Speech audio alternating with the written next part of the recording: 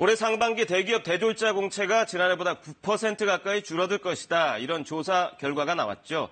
취업문은 갈수록 좁아지고 있는데 청년들은 대기업이나 공기업 위주로 취업하길 여전히 원하고 있습니다. 눈높이를 낮춰라, 성장 가능성을 봐라 이런 조언도 해보지만 청년들은 현실을 모르는 소리다 이렇게 반박하는데요.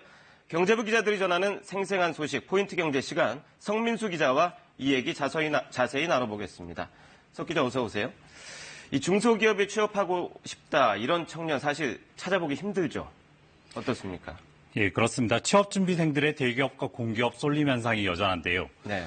취업을 앞둔 청소년 중에서 중소기업에 가겠다는 사람은 100명 중 6명에 불과했습니다. 네. 한국경제연구원이 지난해 대학생과 졸업생을 대상으로 선호하는 직장을 조사했는데요. 그렇군요. 중소기업에 가겠다는 사람은 6.6%로 중견기업과 합쳐도 20.8%에 그쳤습니다. 그랬군요. 반면 네. 계속 설명해 주시죠. 네. 반면 공기업은 25%, 대기업은 18.7%로 나타났습니다. 격차가 많이 큰데요. 청년들이 중소기업에 취업하는 걸 꺼리는 이유, 연봉 때문인가요? 아니면 또 다른 이유가 있을까요? 네, 물론 중소기업 급여 수준이 대기업에 비해서 낮은 건 사실인데요. 네. 하지만 중소기업에 다니거나 일해본 청년들은 급여보다는 건의적인 분위기, 개인의 희생을 강요하는 조직 문화 등을 더 큰 문제로 꼽았습니다. 그렇군요. 주 52시간제 도입 이후 대기업들은 야근을 줄이고 있는데 중소기업들은 여전히 야간이나 주말에 일하는 곳이 많은 겁니다. 실제로 지난해 한 조사에서 급여가 낮아서 중소기업을 피한다는 청년은 5명 중 1명꼴, 생각보다 많지 않았습니다. 네. 급여 외에 다른 이유가 더 많았는데요.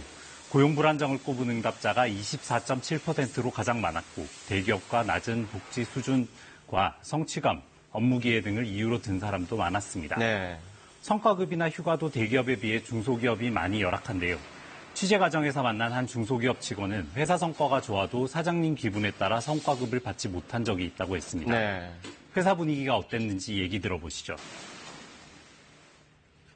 말이 법이 되고 어떻게 보면 규칙도 다 만들어주시고 근데 그거를 좋게 활용을 하는 게 아니라 그냥 그걸 되게 악용하는 느낌이죠. 그러니까 규칙이 그러니까 주먹보고식으로 운영하다 보니까 이 현실을 그대로 보여주는 그 인터뷰 같은데요. 이 대답 중에 복지제도 때문에 중소기업 취업을 꺼린다 이런 부분도 눈에 띄거든요.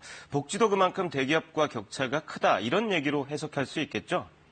네, 4대 그룹에 다니는 한 계열사 사원을 예로 들어보겠습니다. 네. 입사하면 매년 100만 원 이상 현금처럼 쓸 수 있는 복지 포인트가 생기고요. 네. 종합 건강검진이나 인터넷 강좌 수강권 등 급여 외에 다양한 혜택을 받습니다. 네. 여기에 회사 콘도 회원권과 경조사비 지원, 계열사 할인 혜택 같은 여러 복지제도들이 있습니다. 네. 회사 어린이집과 육아휴직, 연수기회까지 이것저것 포함하면 금액으로는 연간 500만 원이 넘는 복지 혜택을 누리는 셈인데요. 은행에서 돈을 빌릴 때 대우도 다릅니다. 네. 대기업의 주거래 은행에 회사 직원들에게 싼 금리로 대출을 주겠다는 협약을 맺고 있는데 네. 연봉만큼의 돈을 연 2.7%의 금리로 빌릴 수도 있습니다. 개인 신용대출이 최저 연 3.5%인 수준인 것을 보면 상당히 유리한 조건인 것이죠. 네. 과거 경제성장기에 국가 대신 기업에서 직원복지제도를 마련해줬고 이것이 대기업에 남아있는 거라고 할 수 있는데 네. 연봉 차이 외에도 이런 보이지 않는 차이가 청년들의 중소기업행을 막는다고 할 수 있습니다. 그렇군요. 이른바 일자리 미스매치 현상이잖아요. 이 문제가 사실 어제 오늘 일은 아니고 역대 정부에서 대기업 중소기업 간의 격차를 줄여보겠다 여러 가지 대책들을 내놨거든요. 그런데 뭐가 문제인 건가요?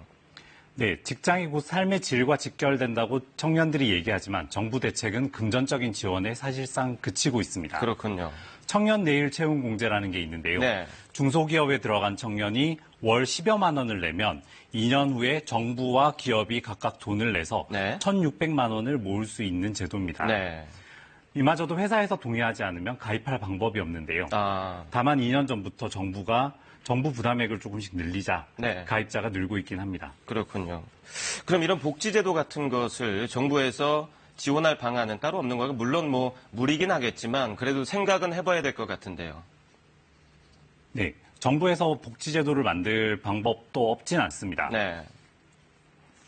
최근 일부 지역 산업단지에 중소기업 근로자들을 위한 문화센터가 들어섰는데요. 네네. 전문가들은 중소기업 근로자들의 삶의 질을 높이는 데 방점을 두고 생활환경을 개선하면 취업난이 해소될 수 있다고 보고 있습니다. 중소기업주의 인식이 바뀌어야 된다는 목소리도 있습니다. 회사를 위해 희생할 것을 강요하기보다는 개인의 삶도 신경 쓸 수 있도록 근무 환경을 바뀌는 노력이 필요할 것으로 보입니다. 역시 삶의 질이 문제군요. 오늘 소식 잘 들었습니다.